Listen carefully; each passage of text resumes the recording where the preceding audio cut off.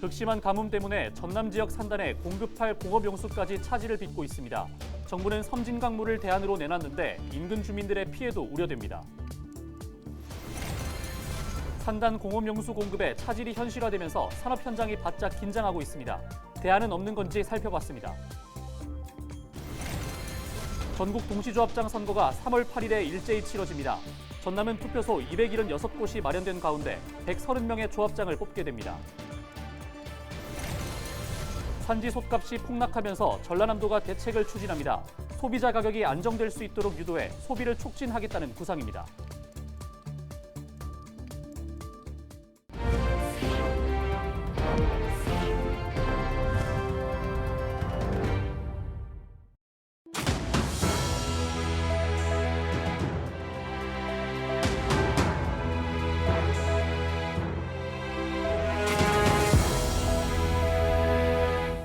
시청자 여러분 안녕하십니까? 헬로티비 전남 뉴스입니다.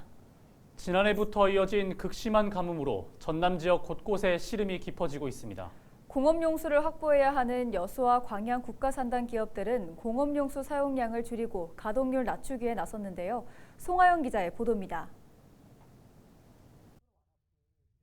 전남 여수와 광양 등 동부권 지역에 물을 공급하는 주암 조절지 댐입니다. 지난해부터 수위가 점차 낮아지더니 6일 기준 주암댐의 저수율은 19.7%로 나타났습니다. 50년 만에 이어진 긴 가뭄에 20% 선마저 무너진 겁니다. 이제 주암댐 같은 경우는 그 8월 30일 날 22년 8월 30일 가뭄 심각 단계에 진입해서 현재까지 그 상황을 유지를 하고 있습니다. 130만 톤 수준에서 102만 톤 정도로 감량해 가지고 지금 공급을 하고 있고, 사정이 이렇다 보니 이곳에서 공업용수를 공급받는 여수와 광양산단 기업들은 물 사용 줄이기에 나섰습니다. 1년 전 여수산단 기업들이 하루 평균 공급받던 공업용수량은 70여만 톤. 현재는 48만 톤으로 30%가량 줄었습니다. LG화학은 오는 4월부터 공장 대정비에 들어가 가동률을 낮춘다는 계획입니다. 또 금호 석유화학을 비롯한 일부 기업들은 올 하반기 예정됐던 정기 보수를 상반기에 진행하기로 했습니다. 광양산단의 기업도 사정은 마찬가지. 포스코 광양제철소는 공장 수리 일정 조정과 함께 바다에 방류하던 물을 재사용하는 방안을 마련했습니다. 많은 회사들이 TA 기간을 좀 당겨가지고 빨리 진행하거나 아니면 TA 기간을 좀 늘리거나 아니면은 용수 사용량을 줄이기 위해서 가동률을 낮추고 있는 그런 상황입니다. 앞으로 비가 더 내리지 않는다면 오는 6월부터 고갈될 것으로 전망되는 주암댐. 산단 기업들은 최악의 상황을 막기 위해 저마다 자구책을 마련하는 데 고심이 깊어지고 있습니다.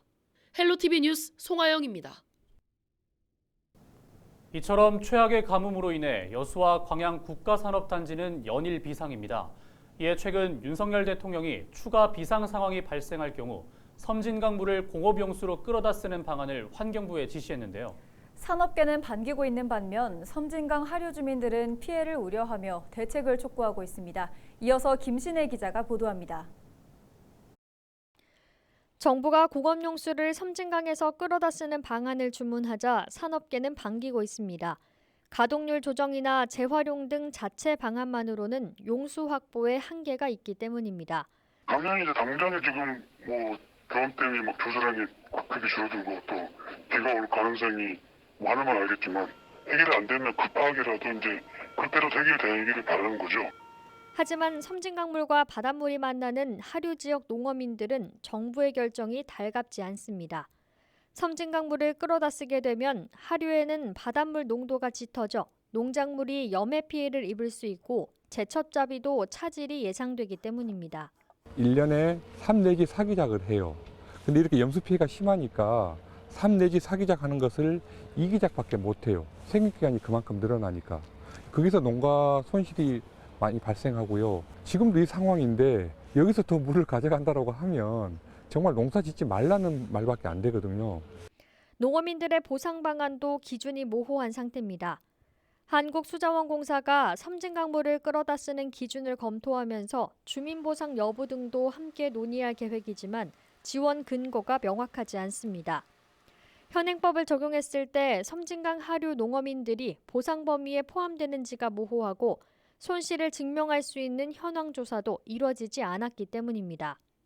게다가 가뭄 등이 장기화될 때 하천물을 사용하는 우선순위도 생활용수가 가장 높고 농업용수는 공업용수보다 밀려 있는 상태입니다. 한국수자원공사는 지난해 11월 주민피해 보상책을 마련하겠다고 했지만 현재는 원점에서 재검토하고 있다는 입장. 피해 보상에 대한 법적 근거와 대상이 모호한 만큼 보다 구체적인 기준을 마련해야 할 것으로 보입니다. 헬로티비 뉴스 김신혜입니다. 앞서 보신 것처럼 전남 지역에 찾아온 기록적인 가뭄이 산업 전반에 영향을 미치고 있지만 섬진강물을 끌어쓰는 방안이 적절할지는 고민이 필요해 보이는데요. 관련해서 대책은 없는지 전문가와 조금 더 자세하게 이야기 나눠보겠습니다. 광주과학기술원 지구환경공학부 김준하 교수 전화 연결돼 있습니다. 교수님 안녕하십니까? 네, 안녕하십니까. LG 헬로비전 시청자 여러분 감사합니다. 지스트 김준하 교수입니다. 네, 역대급 가뭄으로 산단에서도 사용할 물이 지금 부족한 상황인데요. 현재 정부는 섬진강물을 끌어쓰는 걸 단기 대책으로 고려 중입니다. 전문가 입장에서 이 방안 어떻게 보십니까? 단기 방안은 하천수를 끌어다 쓸 수밖에 없어요. 지금 단기 방안의 가장 확실한 건. 단기적으로는 섬진강 물을 끌어다 쓸 수 있고 가뭄이 장기화되고 항구적 가뭄이 되게 되면 강물도 없어요. 강물도 없기 때문에 강물을 끌어다 쓰는 거는 현재로선 단기 대책이고 또 어떤 분들은 지하수를 끌어다 쓰자라고 하는데 지하수 역시 가뭄이 됐을 때는 지하수도 말라버립니다. 같이. 그래서 이제 단기적으로 지금 현안을 해결할 수 있는 가장 빠른 방법은 하천수를 끌어다 쓰는 거죠. 네, 하천수를 끌어쓰는 방법이 현재로서는 가장 빠른 대책이라고 말씀해 주셨는데요. 그런데 이걸 장기적으로 봤을 때 이 역시 한계가 있지 않나 싶거든요. 장기적으로는 어떤 대책이 마련돼야 할까요? 장기적 항구적 이상 가뭄을 대응하기 위해서는 수자원을 다변화시켜야 돼요. 해안에 있는 산업단지에 공업용수를 공급해야 한다면 그 공업용수는 내륙에 있는 상수원 댐 취수를 할 게 아니고 주변에 있는 바닷물을 사용하거나 하수 재이용 그리고 폐수 재이용 등을 해서 물을 확보하는 방법으로 바꾸자라는 정책적 수립이 더 먼저 필요합니다. 네, 장기적으로는 정책 수립을 통해 수자원을 다변화시키는 게 우선이라는 건데요. 그렇다면 이 수자원 다변화 시스템을 구축하려면 어떤 노력이 필요할까요? 바닷물에서 해수담수에서 물을 만들어서 공급할 경우 상수원수, 주암댐 같은 데서 남는 물들은 생활용수로 사용할 수 있게끔 다변화시켜야 되는 게 정책적 전환이고요. 두 번째는 그걸 다변화하기 위해서는 스마트 워터그리드라고 하는 물 공급망 자체, 공급과 순환 자체 망이 진화돼야 돼요. 그래서 물이 양방향으로 흐를 수도 있게 만들어야 되고 관망을 통해서 모자라는 곳에 물을 공급할 수 있는 그런 루프 형태나 양방향 관망 형태를 만들어야 장기적으로 지속 가능하게 가뭄을 해결할 수 있는 방법이 될 수 있을 거예요. 네, 여기까지 듣겠습니다. 지금까지 김준하 교수와 가뭄 해결 대책에 대해 알아봤습니다. 다음 소식입니다. 전남에 가뭄 피해가 잇따르고 있는 가운데 봄철 강수량이 크게 증가하지는 않을 것으로 예상됩니다. 광주지방기상청은 3월 한 달 동안 예상 강수량이 60에서 90mm, 4월은 80에서 120mm, 5월에는 110에서 130mm로 평년 수준과 비슷하거나 적을 것으로 내다봤습니다. 기상당국은 남부지방이 오랜 가뭄에 시달리고 있는 만큼 물절약에 적극 동참해달라고 당부했습니다. 3회 전국 동시조합장 선거가 전남에서는 276개 투표소에서 일제히 치러집니다. 조합장 선거 투표는 8일 아침 7시부터 오후 5시까지 진행되고 선거인은 주민등록증이나 여권, 운전면허증 등 사진이 첨부된 신분증을 지참해 투표소에 가야 합니다. 투표소는 각 선거인 앞으로 발송된 투표 안내문을 참고하거나 중앙선관위 홈페이지 또는 3회 전국 동시조합장 선거 특집 홈페이지에서 주소와 약도를 조회할 수 있습니다. 한편 코로나19 확진자는 8일 오전 11시 50분부터 일시 외출이 허용됩니다.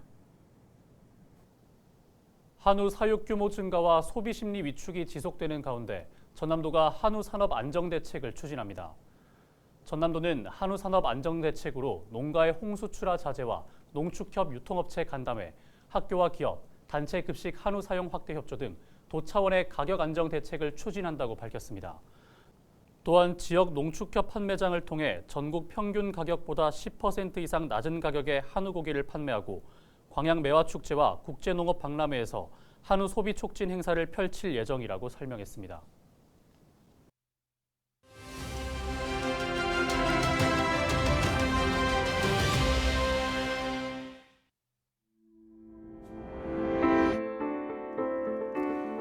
그동안 5%대를 웃돌던 소비자 물가 상승률이 지난달 4.8%로 내려왔습니다. 여전히 높은 수치이긴 한데 무려 10개월 만에 4%대로 내려온 겁니다. 석유류 가격이 내려갔고 다양한 할인 행사들이 열리면서 농축수산물의 가격이 안정적으로 자리 잡았기 때문이죠. 한국은행은 다음 달이면 소비자 물가 상승률이 또 크게 낮아질 가능성이 있다고 전망했는데요. 안심할 수만은 없습니다. 실제 우리가 일상생활에서 느끼고 있는 소비자 물가 어떻습니까? 도시가스와 전기, 수도요금 모두 역대 최대치를 인상됐죠. 게다가 식재료 값도 모두 올랐습니다. 한국소비자원의 조사 결과 서울 지역의 대표적인 8가지 외식 품목의 평균 가격을 봤더니 1년 전보다 10% 넘게 비싸졌습니다. 그래서 요즘 점심 한 끼 먹으러 식당에 가면 오히려 10,000원 아래의 음식을 찾기가 어렵죠. 곧 더워질 여름에 즐겨 찾던 냉면 한 그릇도 이제 15,000원까지 내고 먹게 됐는데요. 소비자 물가 상승률 조금 낮아지긴 했지만 체감하지 못하는 이유, 바로 우리 실생활과 관련된 모든 품목이 고공행진 중이기 때문입니다.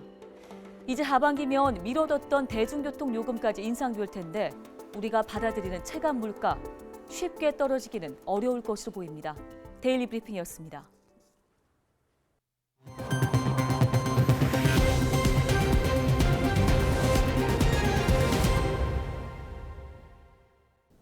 지난달 여수 해상가두리 양식장에서 발생했던 물고기 집단 폐사의 원인이 저수온으로 밝혀졌습니다. 여수시는 국립수산과학원 남해수산연구소와 전남도 해양수산과학원 등이 폐사 원인을 조사한 결과 올해 초 가망만과 여자만에 강력한 한파가 몰아치면서 갑작스레 떨어진 수온으로 인해 물고기 집단 폐사가 발생한 것으로 분석됐다고 밝혔습니다. 폐사 원인이 저수온으로 밝혀지면서 피해를 본 어민들은 농업재해대책법에 근거해 일정 부분 보상을 받을 수 있지만 보험에 가입한 어가는 전체 피해 어가 64곳 가운데 2곳으로 확인됐습니다. 여수시는 보험에 가입하지 않은 어민들의 경우 본인 부담과 정부 지원에 의지해야 하는 만큼 정부의 지원 보상액을 1억 원까지 늘려줄 것을 건의했다고 설명했습니다. 전남도가 전국 최초로 중소기업의 수출 직불금을 지원합니다. 지원 대상은 전남에서 제조한 제품을 직수출하는 중소기업으로 수출 실적 2만 달러당 한 달에 100만 원씩, 기업당 최고 500만 원을 지원합니다. 이에 따라 전남 지역 중소기업 730여 곳이 혜택을 받을 것으로 전망됩니다. 수출 직불금을 받으려는 기업은 매달 10일까지 전남도 수출 정보망을 통해 신청하면 됩니다. 목포에서 지역 발전 방안을 논의하기 위한 자리가 마련됐습니다. 목포 발전을 위한 시민 대토론회는 시민 300여 명이 참석한 가운데 지난 4일 김대중 노벨 평화상 기념관에서 진행됐습니다. 이번 토론회는 배종호 세안대 교수가 사회를 맡았고 김종익 사단법인 상생나무 이사장과 정기영 세안대 교수, 연규현 도시공학 박사가 토론자로 나서 목포와 신안 통합에 대해 다양한 방안을 제시했습니다. 조선업과 밀접한 전남 서남권 지자체들이 조선업 분야 취업 400명 달성에 적극 협력하기로 했습니다. 전라남도와 목포시, 영암군은 지난 6일 광주지방고용노동청 목포지청에서 조선업 도약센터 운영을 위한 약정을 체결하고 앞으로 취업 연계 프로그램 운영과 신규 취업자 정착 지원 등 조선업 분야 취업을 돕기 위한 다양한 지원 사업을 추진하기로 했습니다. 오는 4월 1일부터 4일까지 여수왕개항 100주년 기념 행사가 진행됩니다. 이번 행사는 1923년 4월 1일 세관 지정항으로 문을 연 여수왕의 역사를 되짚기 위해 기획된 행사로 이순신 광장 일원에서 기념 식수와 해양 유공자 시상 등 다양한 부대 행사로 구성됐습니다. 여수시는 개항 100주년 기념 주간을 운영하며 다채로운 볼거리를 제공할 계획입니다. 이상으로 뉴스를 마칩니다. 함께해 주신 여러분 고맙습니다.